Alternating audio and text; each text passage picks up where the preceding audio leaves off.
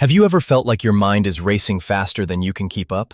Like the world expects you to run, but your legs are tied down? You wake up tired, check your phone before even opening your eyes. You're already behind, and even though nothing terrible happened, something inside feels broken. You don't know why, but you can't breathe deeply. You can't think clearly. That's anxiety, and you're not alone. We live in the era of the most opportunity and the most anxiety. But there's a philosophy that's 2,000 years old, and it can still bring you peace today. It's called Stoicism, and even though it sounds ancient, it might just change your life. What anxiety really is. Anxiety isn't weakness. It's a defense system built to protect you. Your body thinks you're in danger, even when you're just sitting in your room. Because today, danger isn't a lion. It's not fitting in, not being liked, not being enough. What if I'm not enough? Anxiety shows up when you try to control what can't be controlled, what people think of you, how much success you'll have, when you'll finally feel okay. The problem isn't feeling. The problem is resisting the feeling. What Stoicism teaches about control. Stoicism isn't about avoiding emotions. It's about learning to observe them without being their slave. The world tells you to be happy, be productive, stay positive. But Stoicism tells you be honest. If you feel lost, own it. If you're angry, understand it. If you're afraid, face it. Epictetus,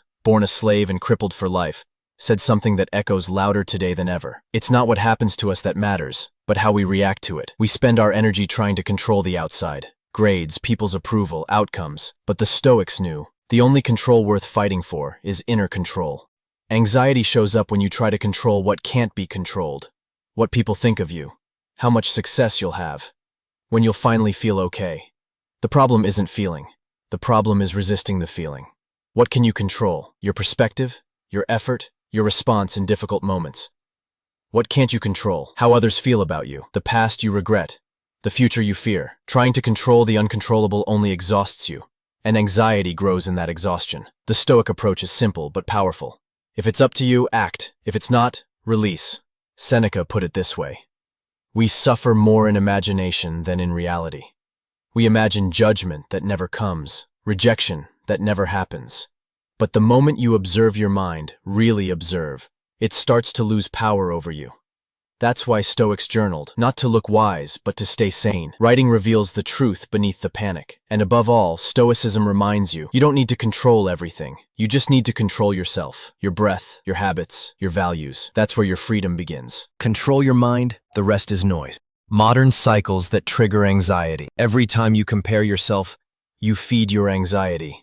Every time you scroll without thinking, you drift further from who you are. Social media was built to connect us, but often it traps us in a cycle of comparison and illusion. You open your phone for 5 minutes, and suddenly an hour's gone. You wanted to relax. Now you feel worse. You see people with abs, perfect skin, travel, applause, and you feel like you're behind. You don't realize what you see is edited, filtered, rehearsed, but your brain doesn't know that. It feels real. And with every scroll, you train your mind to need constant stimulation. Stoics believed in temperance, balance. They weren't against pleasure. They were against being enslaved by it. Because if you always chase pleasure, you forget how to be with yourself. The more pleasures we chase, the more enslaved we become. Seneca.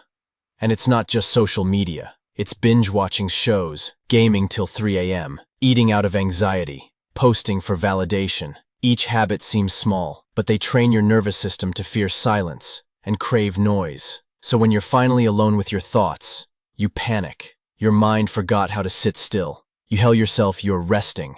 But rest isn't distraction. Rest is recovery, stillness, reflection. And that's what the world is stealing from you. The space to breathe, to think, to just be. Modern anxiety doesn't come from silence. It comes from overstimulation. From trying to escape what you're scared to feel. The Stoics would say, if you want peace, stop running.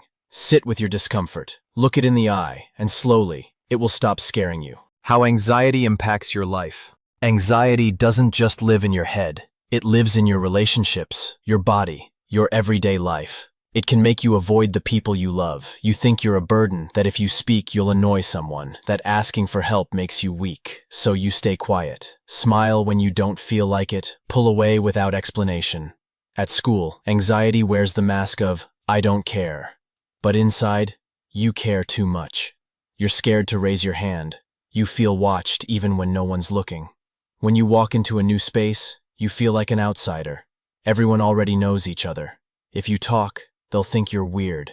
Social anxiety locks you inside a tiny world where every word feels risky, every look feels like judgment, and every silence feels like rejection. And that wears you down. It drains your energy, keeps you on high alert, until one day you crash and think something is broken in you. But nothing's broken.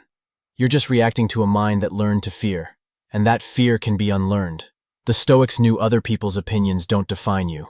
Your worth doesn't come from how you appear. It comes from what you build inside.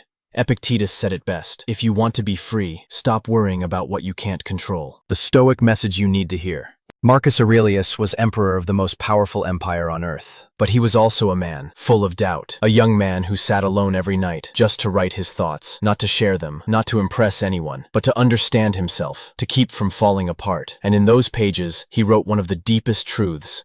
The happiness of your life depends upon the quality of your thoughts. Not your grades, not your body, not who replies to your messages. What you think, what you repeat inside your mind, that shapes your reality. Your anxiety is not your identity. It's not a life sentence. It's a signal, a message from your mind, asking for attention, not punishment, not shame. Anxiety isn't your enemy. It's a misunderstood protector, trying to keep you safe in a world that never slows down. But when you understand that, you no longer have to fight it. You can listen to it and respond with wisdom. Your strength appears when you stop hiding, when you sit with your fear and stop running, when you breathe deeply and accept what you can't control. And even then, you choose to move forward. This doesn't mean pretending to be okay. It means knowing you're not, and still choosing to live with intention. Every breath you take with awareness is an act of defiance against the chaos. Every small act of discipline, a journal entry, a walk in silence, a moment of calm, is a building block of the life you want. You don't need magic formulas. You don't need to have it all figured out. You just need to take the first step. Pause. Grab a notebook. Write what hurts. Breathe slowly. Watch your thoughts like clouds passing by. And make a decision. I will not be a slave to my emotions. I will become their master. Master your mind. Free your soul. Start today.